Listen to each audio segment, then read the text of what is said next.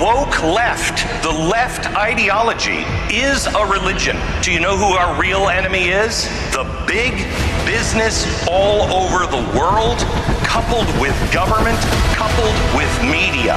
The people are waking up. The world is changing. It's going to be amazing. The technology that we have, the things that we can do and explore, the diseases that we can cure. Life, human life, will never be the same.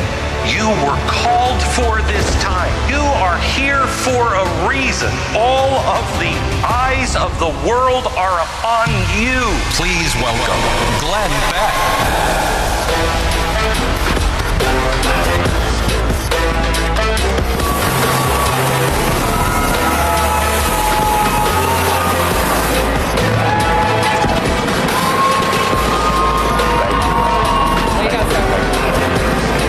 Well, hello, TPUSA.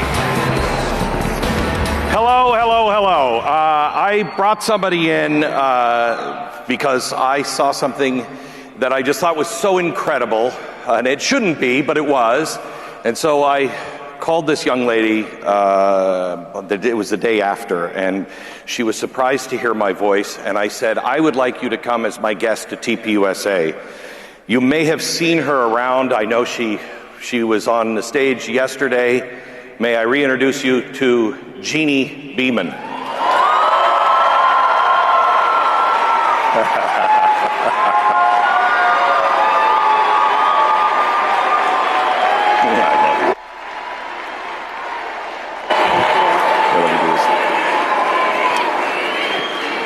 So, we were backstage just a few minutes ago, and Jeannie said, I don't know what's happening. The reaction has been what? Overwhelming. Yeah. She said she didn't understand why everybody was asking her for a selfie. Can you explain what you're curious about, what you don't understand? Because I'm just a normal person.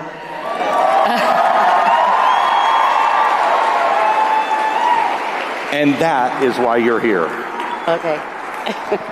We were talking backstage, and I said, when I was young, when I was your age, when she was your age, there wouldn't have been somebody like this up on stage, because it was the normal thing to do.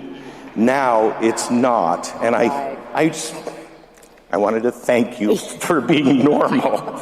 Thank you. For being normal. God bless you. Thank you. Back off.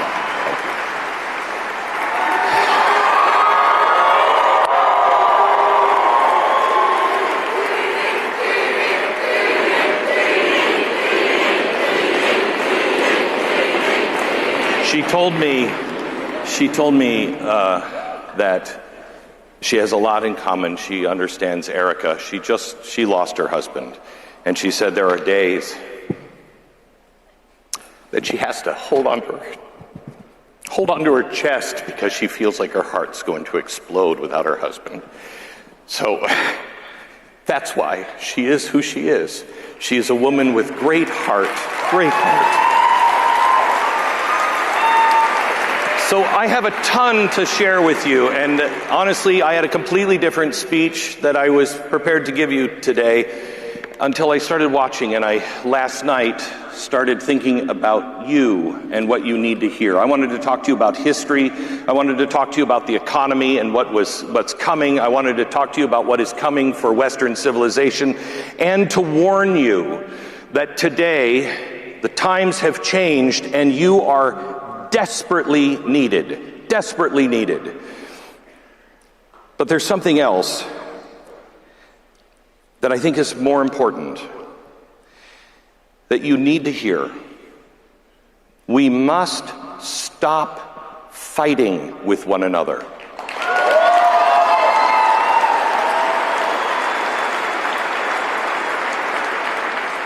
It is important to stand for the truth, but people are not your enemies. Lies are your enemies.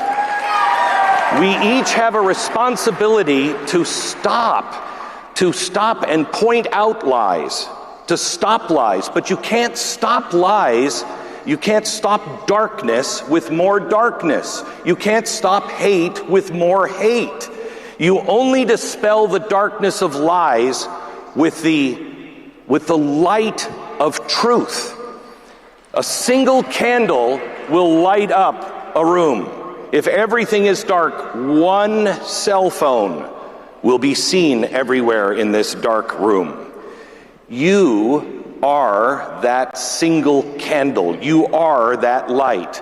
And if you don't believe it, I understand. I do. I get it. I've spent a lot of time trying to think back to when I didn't have white hair, when I was your age, and what I thought and what I would be thinking if I were you. If I were you, and I'm 25, I was 1 when the World Trade Center came down. I would have no memory of that, and I certainly wouldn't have a memory of the United States before that. You'd have no idea what it was like to get out of your car in front of an airport and walk directly to the gate. You don't remember a time when you didn't have a cavity search just to go onto an airplane. You don't know of a time when you didn't have to have your iris scanned. Until, if you were born in 2000, you don't know of a time when this country wasn't at war or the world wasn't on the verge of global war. That is a frightening place to live. When you were 8 years old, the financial crash happened, and maybe your parents lost everything. But the big guys in New York, the big guys at the banks, they didn't lose everything. Nobody went to jail. And you and your family paid the price that none of them had to pay. Then, 2008, 2009, the cell phone comes out, social media comes out. It's supposed to connect us so we can talk to our friends, and it does just the opposite.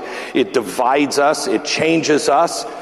Then 2020 hits, COVID happens. If your parents survived 2008, now they face COVID.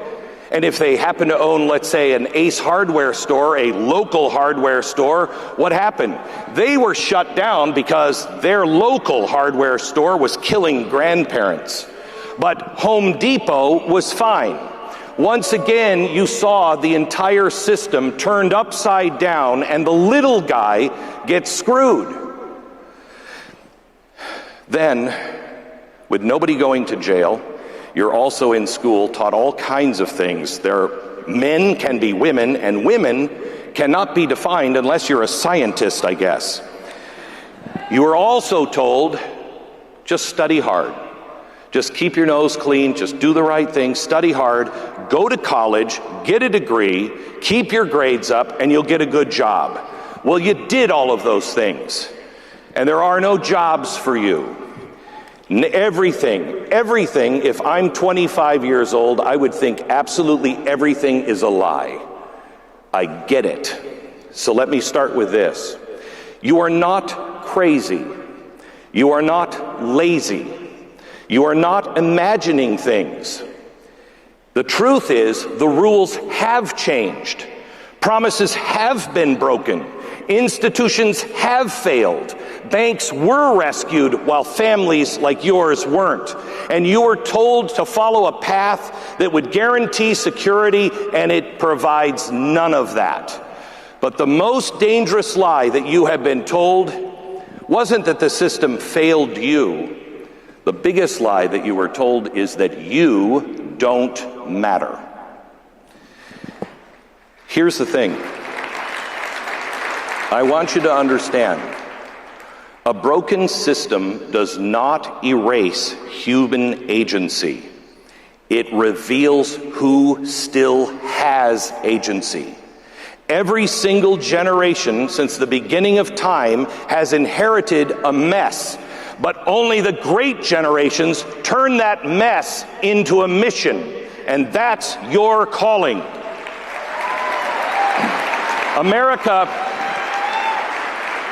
America was never built for comfort. It was built for people who believed they could shape their own destiny. Previous generations had it different, but they didn't have it easier. They had world wars, they had depression, they had drafts, they had the plague, they had no safety nets, they had no guarantees. But what they had that you don't have is belief. Belief in God, belief in responsibility, a belief that there is a brighter tomorrow just over the horizon. They had that, you need that. Belief is what creates prosperity, not the other way around. And you have been fed lies to keep you powerless. And so many of your generation are following the natural path of somebody who believes they are powerless. You look to others to lead. You look for a leader. May I propose one? You are the leader. As I was watching speeches yesterday, I thought to myself, what do any of us clowns who are up here have that you don't have? What is it that we have that you don't have? A platform? Build one. Charlie did. Build a platform. You don't have an understanding of history or God or economics or politics. Learn it. You have the world's library in your pocket. Learn it. The only thing that I have that maybe you don't have is white hair. That's the only thing that I have, and that comes from a long life of watching things play out over and over and over again. So the only thing that I have that you don't have is I've seen the pattern. You're in the first phase of your life, so you're seeing the pattern for the first time. But believe me, all of this crap will happen again and again and again. And when you have the white hair, you start to go, oh crap, this is a giant game. I wish I would have known that a long time ago. You need to know one thing. You hold every card you need. You have everything you need. Everything and more. You have your intellect. Your intellect, so you can now think, you can reason, you can learn. You're living in a country that today is still free enough to where you can ask questions and never stop asking questions, especially the uncomfortable questions. There is no such thing as a wrong question or a dangerous question. You ask those questions, but then you find the truth. You don't have truth given to you. No one is here. Don't take anything I or anyone else on this stage say as gospel, because I'm not Jesus. None of us are. You find the truth yourself. You can hear something, but then you prove it to be true yourself.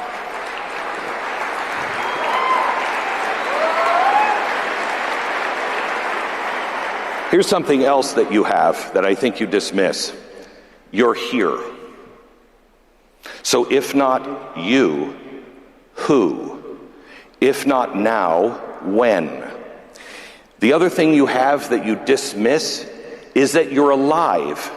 And that to me proves the fact God does not make excess people. You have a reason to be here. You have a purpose. There is a reason for you to be alive. God doesn't make excess people. You're not excess. You're the center of your life. I will tell you that I believe I'm 61. I believe 2 months ago, I discovered the reason why I was born.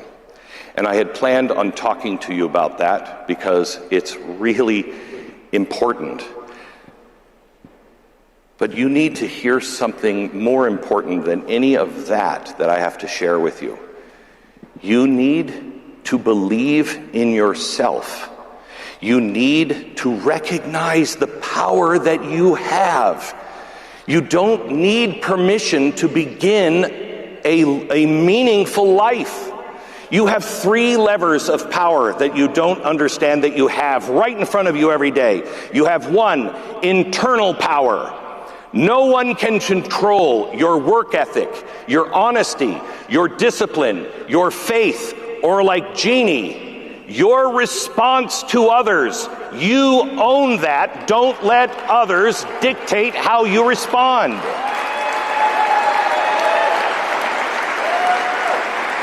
You also have compounding power. The compounding power. Small, consistent actions every day will beat institutions every time, because your skill compounds. Every time I met with Charlie, he was a different and better person. Every time he was smarter. He was deeper in with God. He was more successful. And towards the end of his life, it was compounding so rapidly that the changes were staggering. But he's the one who did it. He just chose to do it. Reputation compounds. Integrity compounds. Intellect compounds. Time is not on my side for compounding any of that anymore. But you have all the time you need to be far greater than anyone else you're going to hear speak today. The third thing you have is spiritual power. Meaning is not given by governments or markets. Purpose precedes prosperity. God doesn't create excess people. If you exist, it means you're needed. You are not born too late. You were born into this moment for a reason only you will find, and it requires courage to go out and find it and stand. You are not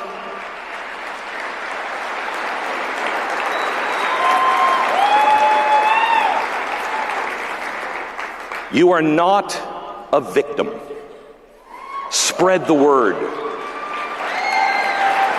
History has never asked a victim to save it, nor does history ask comfortable people to save it. History asks capable people to save it. You will discover, if you shake off the lie of victimhood, you will discover the glory of responsibility. When you take on responsibility, when you concentrate on responsibility, you will discover purpose. When you have purpose, cynicism falls away and your life becomes a calling. Concentrate on the first step, personal responsibility. Let me leave you with a scenario.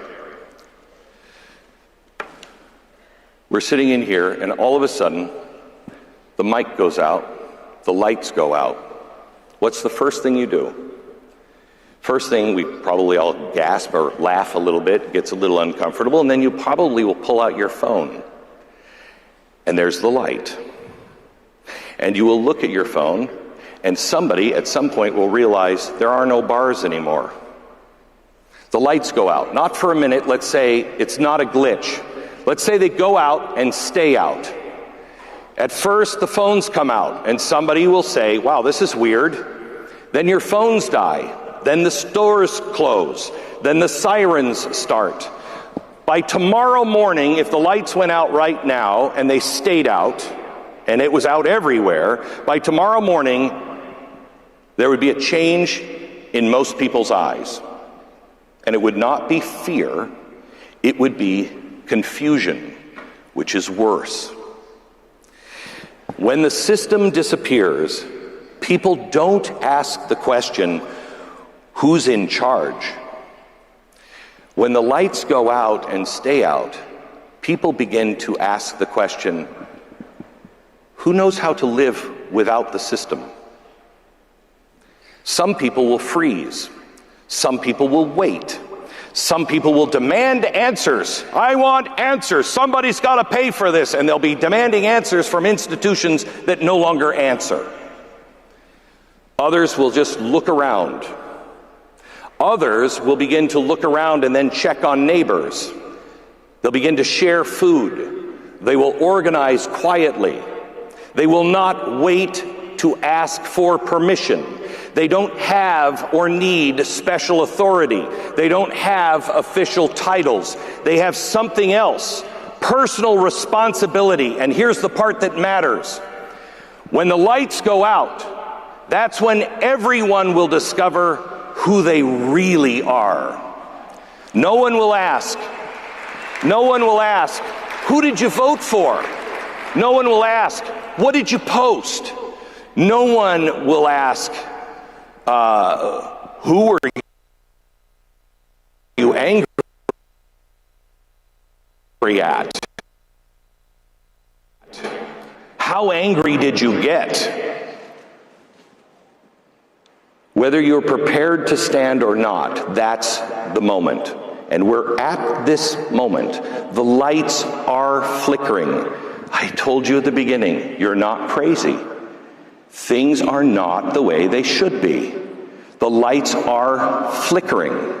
So now, what do you do when the lights go out? You need to restore your confidence.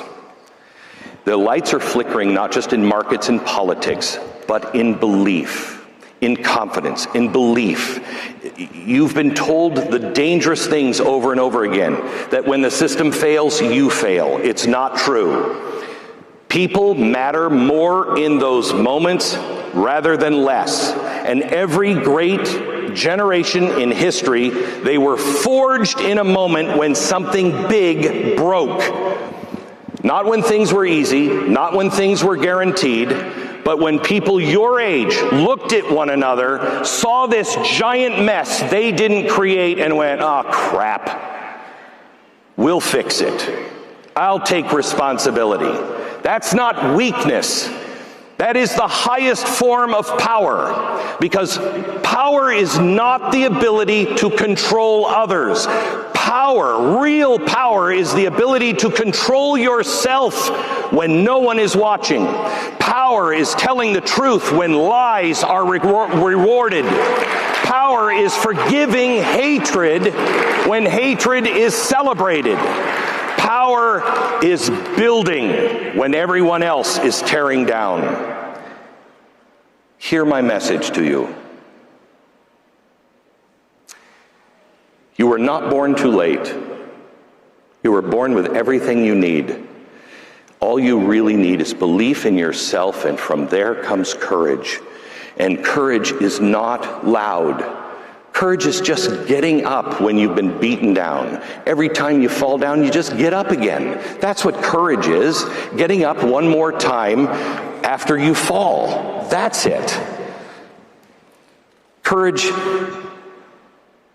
is required now because civilizations are not saved by governments. And people who understand their power, they fix things. That person that will fix things is you.